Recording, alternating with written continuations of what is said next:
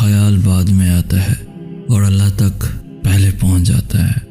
अगर अल्लाह तुम्हारी पुकार सुनना चाहता है तो तुम भी उसे पुकारते रहो, फिर अल्लाह तुम्हें वो भी देगा जिसके लिए तुम उसे पुकार रहे हो।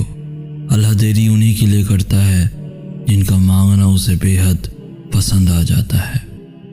जो उम्मीदें अल्लाह से वाबस्ता कर लेते हैं वो फिर उनके दिलों को कभी मायूस नहीं होने देता।